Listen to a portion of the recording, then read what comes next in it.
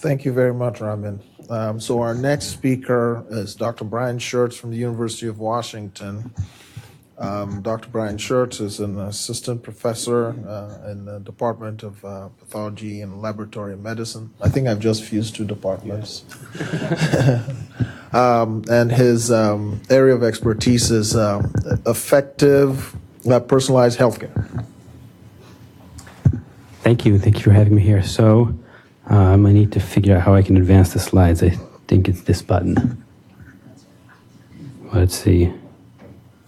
There we go. Okay, so clinical decision support. We've had a wonderful introduction to clinical decision support, and I'll dive into a little bit more. As you may have seen, a lot of what was presented in the last presentation is applicable to more than just radiology, and then much of what I'll be presenting is applicable to more than just pathology. But the challenge is to communicate the right information to the right physician, to the right patient at the right time, and it's the information to assist physicians in this case or other healthcare providers in providing the right care in a uniform way to the most patients possible. So, guidelines take years to develop and can take even longer to disseminate. So our goal is to be able to disseminate those guidelines more quickly and more efficiently. And so implementation may be variable, and the clinical decision support can be an ideal way to educate, it can be an ideal way to remind, and it can be an ideal way to assist. But making it that can be challenging. So I want to define different types of clinical decision support. And what was spoken about in the last lecture was mostly active clinical decision support. We also get passive clinical decision support that we actually are very familiar with and have much more experience with in healthcare. Some types of passive clinical decision support are reference ranges. Reference ranges physicians use all the time, and there's quite a bit of work that goes into making effective reference ranges. We use dose and risk calculators. Sometimes we could use URLs that link to additional information. Info buttons are a particularly dynamic way of providing these URLs or links that can link clinicians to appropriate information that can be at their fingertips instead of potentially going through long Google searches to find out what they need to know from the professional guidelines or from other sources of information. We can also have active clinical decision support. We can have flags that appear. We can have pop-ups that appear that were discussed some in the last section. We can have diagnostic management teams, which is a form of quite aggressive clinical decision support when a pathology group can come in and say, this is a clinical situation where we want to help the clinicians and we're going to provide a consultation, or actually a consultation is required for a certain type of patient. So a little more about passive clinical decision support, what we know about how it works and how well it works. In general, passive clinical decision support is used infrequently. When something's available, clinicians don't oftentimes go to that. This is an assessment of URLs that were provided by a large reference laboratory and monitored to see how often the clinicians actually looked at those URLs that were provided. And these were actually patient-specific information that was provided in these URLs. And it was, on average, the median was about 0.5%. That's correct. That's 0.5% of clinicians actually went and looked at those URLs. They're accessed for abnormal findings more often, which is what we expect and what we hope. In unusual situations, here's the graph for normal versus abnormal results. There's still, even abnormal results, clinicians access the passive decision support infrequently. And also they're accessed more often when there's a change in process. If you're about to launch something new in your hospital, then providing a link with more information can be useful. So active clinical decision support is what we tend to talk about more when we talk about machine learning and we talk about ways to really provide information to the right patients at the right time, and not to provide information in the wrong situations that physicians will have to click through. Then this is when we talk about active clinical decision support. So there are many barriers to active clinical decision support. Physician acceptance is the largest barrier, and this was discussed a little bit in the last talk. Coding for molecular and pathology information in electronic health records is another piece that's very challenging, and I'm not sure how much of a challenge it is to radiology, but it sounds like it may be as well. Interoperability is a huge barrier. And cost is another barrier that's related to each of these other aspects. So physician acceptance, when there's pop-ups, studies have shown there's a 50% to 90+% override rate, which can lead to alert fatigue. Just a minute, let me click through these and I'll get to my next slide. Okay, not all alerts are created equal. Before we implement clinical decision support, before we implement active clinical decision support, we really should get physician buy-in. When we get physician buy-in, then clinical decision support alerts tend to be accepted well because we've designed them for the end users, who in this case are the physicians. And when we don't get physician buy-in and potentially mandate clinical decision support without designing it with physician buy-in, then we oftentimes get worse outcomes in terms of process flow.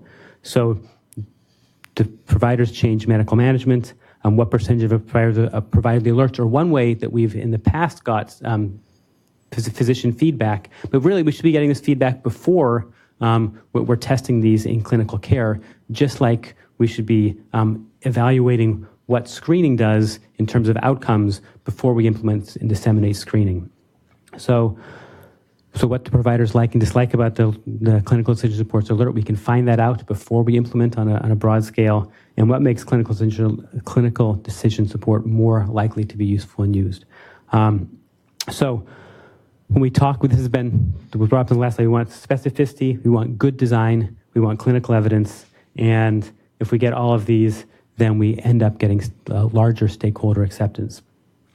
So this is an example of a pipeline that we use for pharmacogenetic clinical decision support at the University of Washington in conjunction with a NIH clinical sequencing exploratory research trial. And so we get the patient, we're doing our molecular genetic test, we get the sequence, we annotate it, an expert panel potentially reviews this and looks at the clinical decision support rules, and we have this actionable variant identified.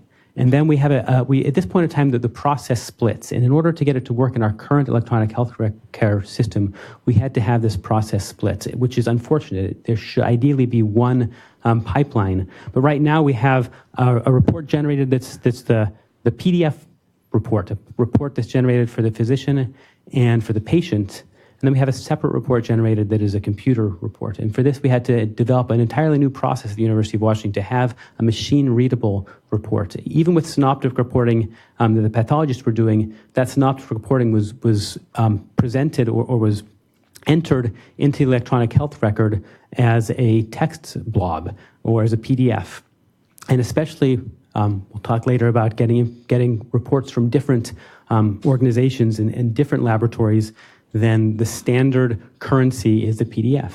And when we use PDFs, then they're not machine readable and they're not machine computable. And so they make it very, very difficult to fire clinical decision support off of a PDF that's been entered by no matter where it's been entered in.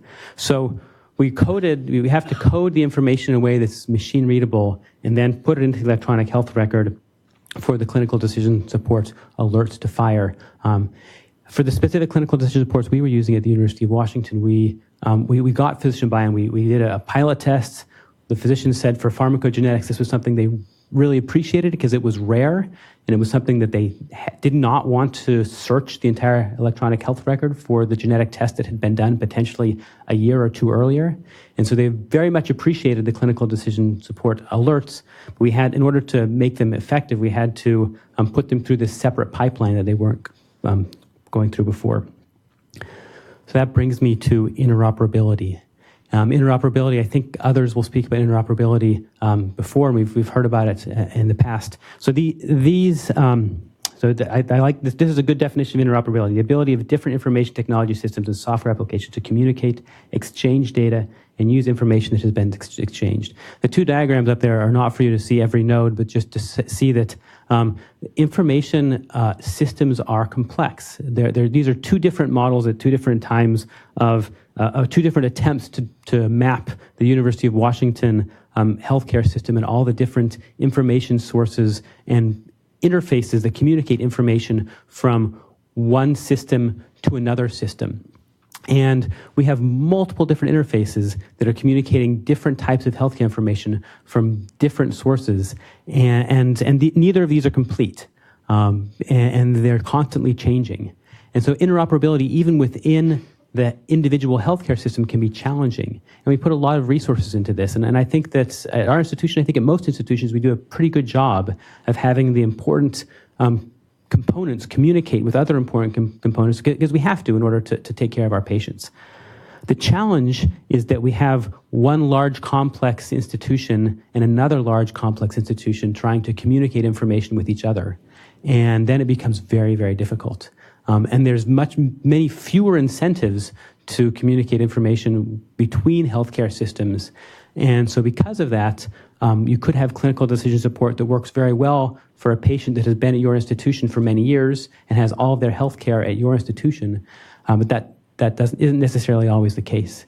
And so it's very, very difficult to have good clinical decision support for any type of pathology or molecular diagnostics that goes across institutions. The companies now that are largely the major companies that are doing much of the genetic testing in our healthcare system also have little incentive right now, and it would be an incredible challenge to have them create interoperable reports that are interoperable with all the different healthcare systems that they serve. It's not an impossible task. And interoperability, there are many organizations that are working towards interoperability and that should be supported. I don't have time to go into all of them right now. So this is something that my colleague and mentor, Dave Chu, told me that I should put in this thing, because this is a roadmap for interoperability that was presented by that was presented a few years ago. And this roadmap was designed to be developed over the course of 10 years. And that was let me look at the date. 2015 was when this was proposed, and I think it was approved about 6 months after that. So it was supposed to be a 10-year roadmap, but because of political reasons, then it was pushed to a 3-year roadmap. And, it's great to get something done in 3 years, but as many of you can attest, we're not close to being approaching the end of our interoperability legacy now, our interoperability challenge right now. And perhaps it would have been better if we had planned well to do something in 10 years rather than planned to not actually accomplish a goal in 3 years. Interoperability will be a major challenge, and it will be something that will probably take a decade for us to get there to do well with a large amount of work. So the last piece I want to talk about is active clinical decision support costs. This is sometimes ignored. And so this is a multiple choice question that you can look at and think to yourself, what is the actual cost of active clinical decision support? And this is an actual question about we did a cost analysis of what we did at the University of Washington as part of this research project for the pharmacogenetic clinical decision support that we put together. And the correct answer is $4,600. That's how much it cost per alerts. And the reason, and these were alerts that were well accepted, and we did a little bit of analysis to say why was it that it cost so much per clinical decision support. And one of the reasons why it cost so much is because we asked ourselves how much did it cost, and many institutions never ask themselves that question. So that's an important question to ask. But what we found, this was for pharmacogenetics, and what we found is we targeted the clinical decision supports at the most common pharmacogenetics interventions, but even those were quite rare. You look at how often somebody has a need for clinical decision support, how often they have the genetic variant that's important for that specific clinical decision support, how often they're prescribed the drug that's necessary for that. And then over a course of a lifetime, that could be fairly frequent, maybe 5 or 10% of the population. But per year, it's a very small number of people. For the study, we had a small percentage of our healthcare system that actually had genetic testing. One of the ways we could have driven down the costs per alert was to test everyone in the healthcare system. But even if we had genetic information for everyone in the healthcare system, then the costs would still be about $200 per clinical decision support alert, which is quite substantial. This isn't per action. This is per alert that appears before the clinicians. And the costs that went into designing these clinical decision supports, about a third of it was committees deciding that this clinical decision support alert, how it should be designed, how it should look, getting the physician buy-in, and deciding which clinical decision support rules we wanted to have. About a third of it was recoding the information from PDF format to a computable format, so making sure that the system we had was interoperable. And about a third of it was actually building the rule and putting the rule into place. And all of these dollars spent were in time. We're an individual time effort. So there's ways that we could improve efficiencies.